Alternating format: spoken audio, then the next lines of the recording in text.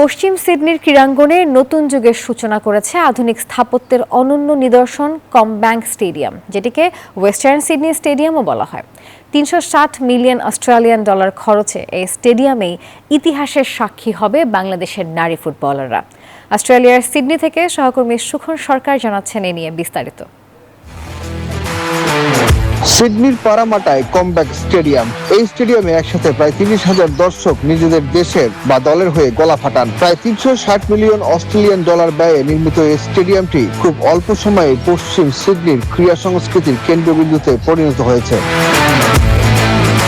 Comeback স্টেডিয়ামের অন্যতম বৈশিষ্ট্য হচ্ছে খাড়া ও কম্প্যাক্ট গ্যালারি ডিজাইন, যা দর্শকদের মাঠের একেবারে কাছাকাছি নিয়ে আসে। ফলে রাগবি লিগ, ফুটবল বা অন্য যে কোনো ম্যাচে দর্শকদের উচ্ছ্বাস সরাসরি খেলার অংশ হয়ে ওঠে। ২০১৯ সালে নির্মিত এই স্টেডিয়ামে রয়েছে আধুনিক আলোকসজ্জা, কর্পোরেট স্যুট, মিডিয়া সেন্টার এবং সম্প্রচারের উন্নত সুবিধা, যা এটিকে পূর্ণাঙ্গ আন্তর্জাতিক ভেন্যুতে পরিণত করেছে। যুক্তরাষ্ট্রের ১ নম্বর জিম চেইন গোল্ড জিম এখন আবারও বাংলাদেশে। বসুন্ধরা আবাসিক এলাকা ও বসুন্ধরা সিটি শপিং মলে।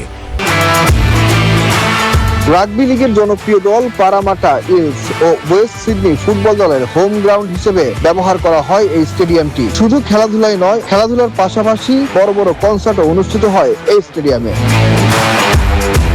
যার ফলে স্থানীয় অর্থনীতিতেও ইতিবাচক প্রভাব ফেলছে এই স্টেডিয়াম। বড় ম্যাচ বা ইভেন্ট ঘিরে পারামাটা অঞ্চলে ব্যবসা বাণিজ্য বৃদ্ধি পাচ্ছে, একই সঙ্গে বাড়ছে পর্যটকদের আনাগোনা। আগামী ৩ ও ৬ মার্চ এই স্টেডিয়ামেই প্রথমবারের মতো এশিয়ান কাপে মাঠে নামবে বাংলাদেশ। প্রতিপক্ষ চীন ও উত্তর কোরিয়া। সুখন সরকার, নিউজ 24, সিডনি, অস্ট্রেলিয়া।